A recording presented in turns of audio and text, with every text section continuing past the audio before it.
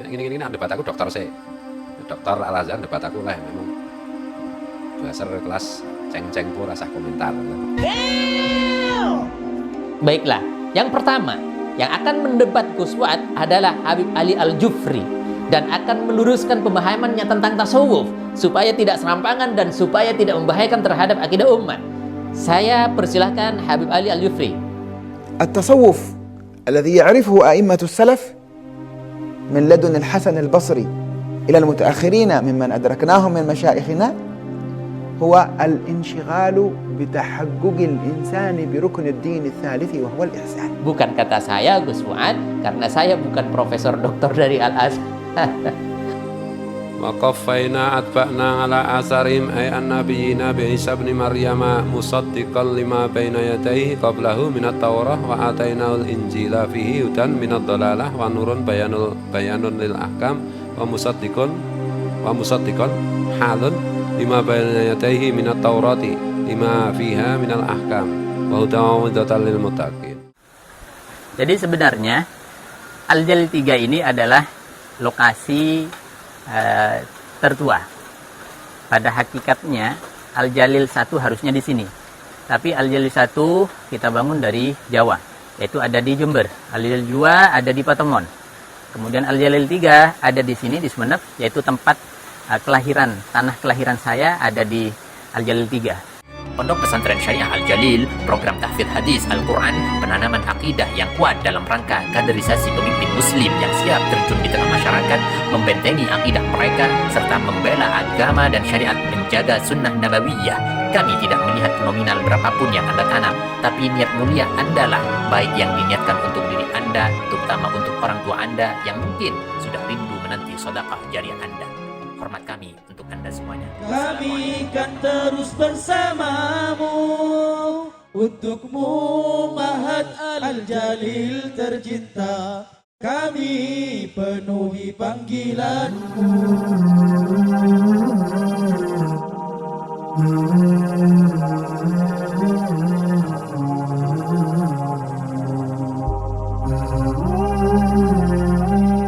Assalamualaikum warahmatullahi wabarakatuh, sahabat kaum muslimin, subscriber channel Pendidik Akidah dimanapun Anda berada. Pada kesempatan ini saya ingin menyampaikan beberapa hal tentang satu hal saja, tentang adanya esensi daripada Islam yang disampaikan oleh Gus Fuad.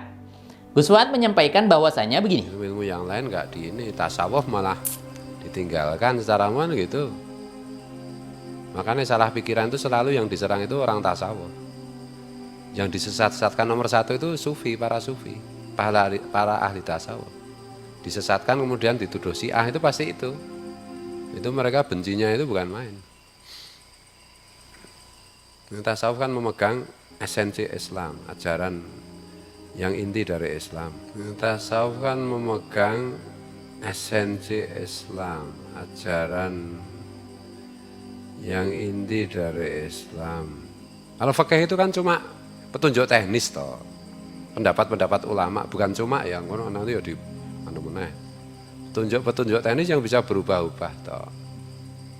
Apalagi fikih yang pelajari kebanyakan fikih abad pertengahan, fikih peperangan, fikih perang salib, ya sudah toh, biasnya sudah luar biasa toh. Ya, ini debat aku dokter sih. Dokter Al-Azhar debat aku lah. Wow. Dasar kelas ceng-ceng pun rasa komentar.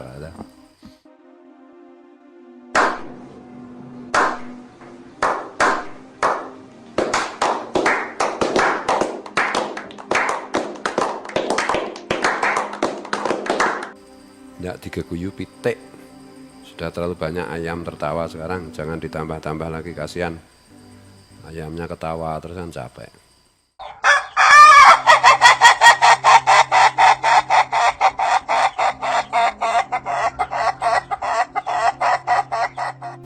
jadi esensi daripada Islam itu tasawuf, katanya begitu. Sekarang saya akan menyampaikan kepada Anda bahwa ini mungkin sekitar Anda atau sebagian Anda menyampaikan, wah ini hal remeh. Baik, saya akan menyampaikan lebih jelas dulu mudaratnya ketika Anda mempunyai satu persepsi bahwasanya ketika diselang-seling atau dibolak-balik adanya esensi daripada Islam, ini maka akan terjadi yang namanya penyimpangan-penyimpangan. Orang awam akan semakin mudah dan ringan dengan adanya Islam yang dibuat main-main pada akhirnya. Contoh misalkan, hakikat daripada keislaman itu adalah bagaimana zikir kepada Allah, sehingga lama-lama orang akan membenarkan ketika tidak perlu salat, cukup di dalam hati saja karena hakikatnya adalah zikir. Maka Masya Allah, ini luar biasa akan menjadi satu dampak yang negatif terhadap agama kita, terhadap umat, terhadap akidah umat. Insya Allah kita akan menjelaskan lebih detail dan akan lebih gamblang di sini. Gus Fuad menyampaikan bahwasanya ini katanya tasawuf, ini esensinya di sini. Dan jangan mendebat kalau misalkan bukan Profesor Dr. Al-Azhar, kurang lebihnya begitu. Jadi baiklah, saya akan mendowngrade omongan saya. Jadi saya tidak akan menyampaikan bahwasanya saya Muhammad Fahim yang berbicara. Tidak. Saya akan menyampaikan apa yang disampaikan oleh para kakeknya, buyut-buyutnya Profesor Doktor dari Al-Azhar kalau perlu. Karena apa? Karena Gus Fuad tidak mau didebat oleh buzzer, ecek-ecek dan lain sebagainya, kurang lebihnya begitu seperti ini debat aku dokter saya. Dokter Al-Azhar debat aku lah memang buzzer kelas ceng-ceng pun rasa komentar. Ya digeguyu pitik. Baiklah, yang pertama yang akan mendebat Gus Fuad adalah Habib Ali Al-Jufri dan akan meluruskan pemahamannya tentang tasawuf supaya tidak serampangan dan supaya tidak membahayakan terhadap akidah umat. Saya persilahkan Habib Ali Al-Jufri. التصوف الذي يعرفه أئمة السلف من لدن الحسن البصري إلى المتأخرين ممن أدركناهم من مشايخنا هو الانشغال بتحقق الإنسان بركن الدين الثالث وهو الإحسان. فالفقه، علم الفقه، اشتغل بأركان الإسلام الأربعة: الصلاة والصيام والزكاة والحج وما يتبع ذلك من المعاملات.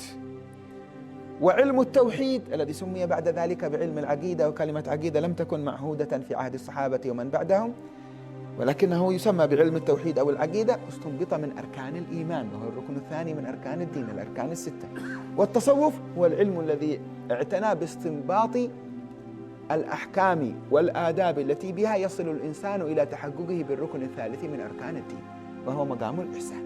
Jadi jelas di sini bagaimana kata beliau bahwa at-tasawufu huwal ishtighal bi tahaqquqil insani bi ruknid din tsalis huwal ihsan. Bahwa tasawuf ini adalah bagaimana kita memprioritaskan, membenahi adanya rukun Islam yang ketiga, yaitu al-ihsan. Yang ketiga, sekali lagi yang ketiga. Jadi bukan hakikat. Membenahi apa yang disebut dengan pribadi, pemikiran, akal, adab dan lain sebagainya. Ini adalah tasawuf, jadi bukan hakikat. Ibaratnya Anda kalau misalkan masuk ke dalam sebuah ruangan inti, Anda masuk di dalam pelatarannya dan Anda sudah berada di rumah tersebut. Anda tidak perlu masuk ke dalam, Anda sudah dikatakan masuk ke dalam rumah tersebut. Meskipun Anda berada di kamar depan atau berada di beranda, Anda sudah bisa dikatakan Anda sudah berada di dalam rumah tersebut. Sama di dalam Islam juga begitu. Ketika kita masuk ke badan Islam, inti dan hakikatnya masuk ke dalam Islam, itu sudah masuk di dalam lingkungan, lingkup, dan agama yang benar. Mana yang didahulukan? Buka pintu dulu, kemudian assalamualaikum dulu, dan kemudian syarat-syaratnya dipenuhi untuk Anda bisa masuk ke kamar tidur, Anda bisa istirahat di sana. Kalaupun tidak, Anda selamat karena Anda berada di dalam ruangan tersebut. Masya Allah, kurang lebihnya kalau boleh saya menganalogikan seperti itu, mohon maaf, saya bukan Profesor Dr. Al-Azhar. Jadi hanya bisa menyampaikan apa yang disampaikan oleh Habib Ali Al-Jufri tentang apa tasawuf itu, yaitu ishtighal bi tahaqquqil insan, bagaimana hakikat manusia mendudukkan, memposisikan rukun agama yang nomor 3, yaitu al-ihsan. Ihsan apa itu? Yaitu nanti kita akan sampaikan di dalam beberapa hadis dengan lengkap dan komplit insya Allah. Baik, lalu apa hakikat daripada keislaman? Yang pertama, kita berbicara di mana ada syariat, yaitu semacam fikih, kemudian ada sunnah, kemudian ada tasawuf, kemudian ada namanya tauhid, ada namanya beberapa hasanah-hasanah keislaman lainnya, yaitu misalkan contoh fikih kata Habib Ali Al-Jufri tadi bahwa ishtaghala bi arkanil islamil arba'ah. Bagaimana kita memposisikan diri sebagai seorang Islam yang taat dan melaksanakan rukun-rukun Islam yang 4, misalkan as-shalah, as-shaum, zakat, haji, dan lain sebagainya. Wa ma yatba'u dzalika minal muamalat, kata Habib Ali Al-Jufri. Apapun yang sifatnya muamalat, dan ini termasuk dalam kategori syariah. Kemudian tauhid, yaitu ustumbita min arkanil iman. Kalau tauhid, bagaimana kita menata dan memposisikan diri kita, keimanan kita kepada Allah Subhanahu wa taala. Ini kata Habib Ali Al-Jufri, bukan kata saya Gus Fuad, karena saya bukan profesor doktor dari Al-Azhar. Baiklah, sekarang saya akan menyampaikan satu kesimpulan daripada hadis Nabi SAW yang menyatakan hakikat Islam itu apa sih? Suatu ketika Nabi SAW didatangi oleh seseorang, lebih jelasnya dan lebih konkretnya hadisnya begini. Bainama nahnu julusun inda Rasulillah SAW. Suatu ketika duduk-duduk bersama Rasulullah SAW, kata Sayyidina Umar radhiyallahu an, "Ittala alaina rajulun syadidu bayadith thiyab." Ada seorang laki-laki yang berpakaian putih luar biasa. Kemudian syadidu sawadis syar, rambutnya hitam luar biasa. La yura alaihi atharus safar, tidak tampak kelihatan tanda-tanda bahwa ini musafir dari mana, tidak tampak. Wala ya'rifuhu minna ahadun, dan tidak ada satupun dari kami yang tahu siapa dia. Hatta jalasa ila Nabi sallallahu alaihi wasallam, sehingga tidak lama pria ini, orang ini duduk di dekat Nabi sallallahu alaihi wasallam, fa asnada rukbatayhi ila rukbatayhi. Lalu orang ini juga menyendankan ininya, lututnya kepada dua lutut Nabi sallallahu alaihi wasallam. Kurang lebihnya begini, bersila, dan ini disandarkan atau bersenden kepada lutut Nabi sallallahu alaihi wasallam. Wa wada'a kaffaihi ala fakhidai, lalu memegang kedua paha Nabi sallallahu alaihi wasallam. Wa qala ya Muhammad akhbirni 'anil Islam. Wahai Muhammad, kabari kami tentang Islam, beritahu apa sih Islam hakikatnya. Islam itu apa? Kata beliau. Faqala Rasulullah sallallahu alaihi wasallam, lalu Nabi menjawab, "Al-Islam an tashhada an la ilaha illallah wa anna Muhammadar Rasulullah wa tuqimus shalah wa tu'tiyaz zakah wa tasuma Ramadan wa tahujjal baita in istata'ta ilaihi sabila." Islam itu yaitu bersaksi bahwasanya Allah adalah Tuhan dan saya adalah Rasulnya, kemudian melaksanakan salat, melaksanakan zakat, mengeluarkan zakat maksud saya, berpuasa di bulan Ramadan, kemudian melaksanakan haji jika mampu. Ini kata Nabi SAW bahwa hakikatnya Islam adalah hal tersebut. Bukan tasawuf dulu. Tasawuf itu nomor sekian. Lalu setelah diberitahu orang tersebut, apa katanya? Sodakta, benar kamu Muhammad, katanya begitu. Loh, ini siapa sih, kata Sayyidina Umar? Fa'ajibna, takjub saya. Yas'aluhu wa yusaddiqu. Dia bertanya tapi dijawab sendiri, benar-benar sendiri, katanya beliau. Lalu dilanjutkan lagi, qala fa'akhbirni 'anil iman. Muhammad, kabari aku, kasih tahu aku tentang iman. Qala an tu'mina billahi wa malaikatihi wa kutubihi wa rusulihi wal yaumil akhir wa tu'mina bil qadari khairihi wa syarrihi, kata Nabi sallallahu alaihi wasallam. Lagi-lagi sodakta, kata orang tersebut. Loh, ngomong sodakta lagi, Masya Allah. Kemudian bertanya kembali, fa akhbirni 'anis sa'ah, bertanya tentang sa'ah. Nabi menyampaikan, mal mas'ulu 'anha bi'alami bisail, yang tanya itu lebih tahu, bahwasanya kita sama-sama nggak tahu, kata Nabi Muhammad SAW. Yang tahu tentang hari kiamat adalah Allah Subhanahu wa taala, kata Nabi. Jadi sebelumnya tadi ditanya apa iman, yaitu antu'mina billahi wa malaikatihi wa kutubihi wa rusulihi wal yaumil akhir. Bertanya tentang iman, dijawab bahwa iman kepada Allah, Rasulnya, tentang kitabnya dan hari kiamat. Lalu ditanya, bagaimana kiamat? Kiamat yang tahu hanya Allah, kata Nabi Muhammad SAW. Lalu orang ini masih maksa tanya juga kepada Nabi Muhammad. Fa'akhbirni an amaratiha, tanya, ya Muhammad, tanda-tandanya dadah.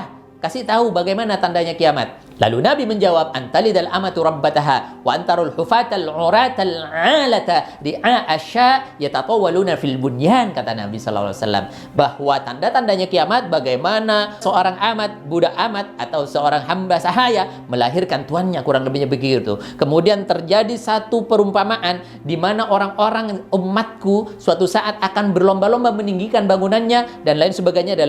Saya akan bahas lebih inti lagi terhadap apa yang dimaksud Islam pada waktu itu. Tapi saya akan menyempurnakan hadis di sini. Ketika ditanya tentang itu, Nabi Muhammad SAW setelah orang tersebut pergi, beranjak dari mereka yang sedang kumpul-kumpul bersama Sayyidina Umar, lalu Nabi bertanya kepada Sayyidina Umar, ya Umar, atadri manis sa'il, apakah kamu tahu Umar siapa yang barusan tanya? Kata Sayyidina Umar, Allah wa Rasuluhu a'lam, Allah dan Rasulnya lebih tahu. Lalu Nabi menyampaikan dengan jelas dan detail. Nah, ini poinnya. Apa kata Nabi?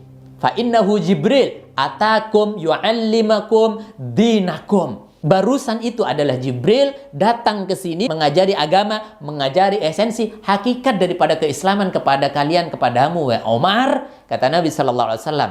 Jadi sampai di sini jelas Bagaimana hakikat keislaman itu adalah yang pertama syariat, baru setelah syariat ada perawatan-perawatan, ada bagaimana menjaga keagamaan dengan baik dan hati-hati. Ini namanya baru tasawuf, bukan tasawuf dulu lalu serampangan akhirnya berbicara agama, dianggap akidah, dianggap syariah, itu adalah hal biasa. Fikih dikatakan adalah hal teori saja. Enggak, ini aturan dari Allah Subhanahu wa taala. Astagfirullah. Baik, saya akan menutupnya dengan satu sanggahan terhadap Gus Fuad itu dari ulama tasawuf juga, yaitu Syekh Zainuddin Abi Syekh Zainuddin Al-Malaibari, bukan Malibari, apalagi diplesetin lagi kepada Malioboro Jogja. Beliau adalah pakar ulama tasawuf. Terbukti kitabnya yang bernama Hidayatul Azkiya ini disyarah oleh Imam Abu Bakar, yaitu Kifayatul Azkiya. Kemudian disyarah lagi juga sama Imam Nawawi Al-Bantani dari Banten. Jadi ini sudah kakek buyut-buyutnya Profesor Dr. Al-Azhar. Insya Allah ini jelas. Apa kata beliau? Jadi tasawuf itu bukan hakikat, bukan inti, sehingga ketika ditaruh di depan akan menjadi hambar agama ini. Apa kata beliau di dalam syairnya? Fakadat tariqatu wal haqiqatu ya akhi min ghairi fi'li syari'atin lan tahsula. Bahwa tariqah, yang itu yang dikatakan tasawuf, hakikat yaitu tasawuf, wahai saudaraku, kata Syekh Zainuddin, kalau tasawuf diutamakan tanpa mengerjakan syariat, dikatakan syariat hanya sebatas apa teori, apa dah, maka lantah sula nggak akan berhasil, percuma, nonsen, nol, zero, nggak ada apa-apanya agama kalian.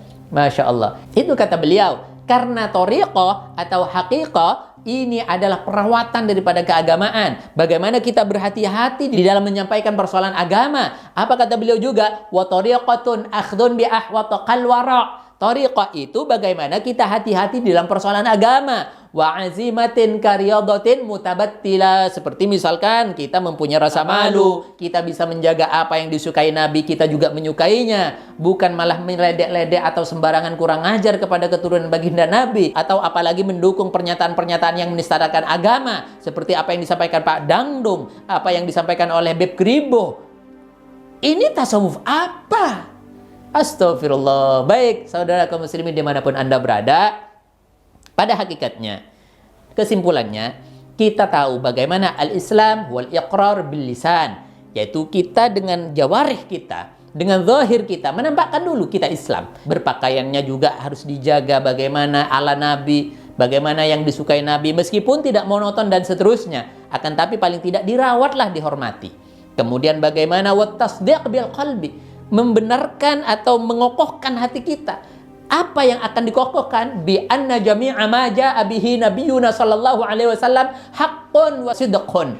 Yaitu apa yang disampaikan oleh baginda Nabi sallallahu alaihi wasallam diyakini kebenarannya dan diyakini ketahqiqannya.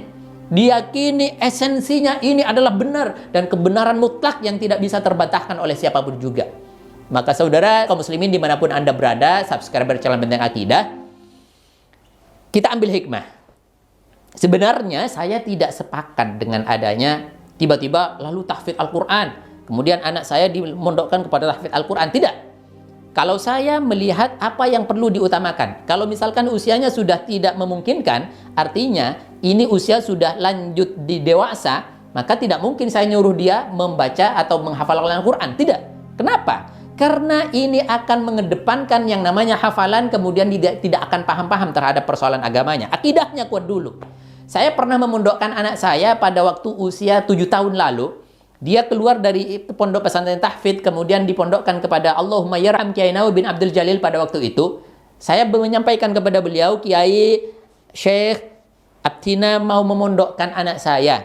Ini keluar dari tahfidz Al-Quran. Kata beliau apa? Di sini jangan tahfidz dulu.